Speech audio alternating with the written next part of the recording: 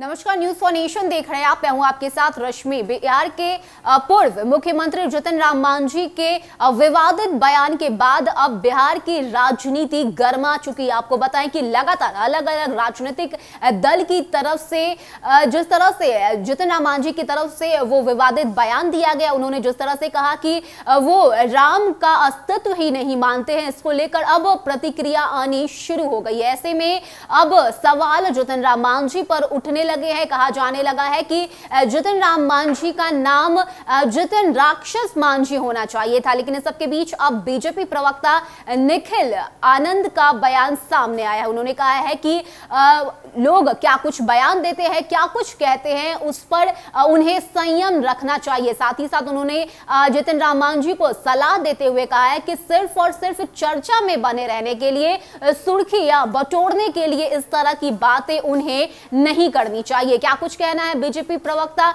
निखिल आनंद का, पहले सुनिए। देखिए, किसी भी राजनीतिक व्यक्ति को कोई भी ऐसी बातें नहीं कहनी चाहिए जो किसी की भावना को आहत करता हो, या फिर धर्मांधता में या धार्मिक तुष्टीकरण के लिए कोई ऐसी बात नहीं करनी चाहिए जो सिर्फ सतही राजनीति को तूल देता हो। जीतन राम मांझी जी वरिष्ठ नेता है, लेकिन उन्हें कोई ऐसी बात नहीं करनी चाहिए जिससे किसी की भावना को ठेस पहुंचे। अब वो जिस तरह की बातें कर रहे हैं, उनको इस देश की सभ्यता, संस्कृति, देश की विरासत और तमाम हमारे जो पुरोधा हैं, उन सब किसी पे उनको भरोसा नहीं नजर आता है। वो सबको कपोल कल्पित घटनाएं मानते हैं।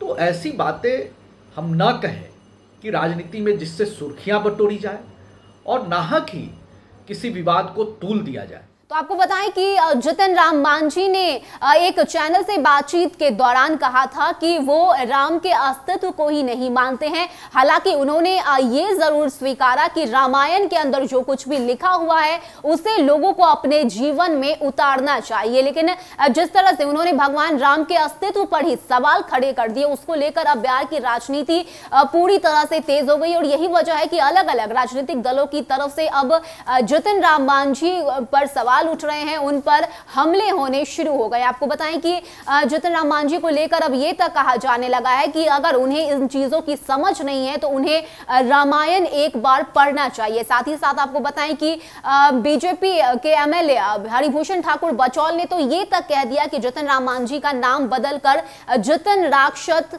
मांझी रख देना चाहिए। तो लगातार अब इस तरह की प्रतिक्रिया अलग अलग राजनीतिक दलों की तरफ से सामने आ रही है, क्योंकि जिस तरह से जीतन राम मांझी ने ये विवादित बयान दिया है, उसको लेकर अब बिहार की राजनीति गर्मा चुकी है। अब ये देखना होगा कि अलग अलग पार्टी की तरफ से और क्या कुछ बयान सामने आते हैं, क्योंकि जीतन राम मांझी ने एक और विवाद खड़ा कर दिया है बिहार में। इसको लेकर अब चर्चा शुरू हो गई है और साथ ही साथ अलग अलग पार्टी की तरफ से प्रतिक्रिया भी आनी शुरू हो गई है। फिलहाल इतना ही। ज्यादा अपडेट के लिए आप बने रहिए न्यूज फॉर नेशन के साथ। नमस्कार।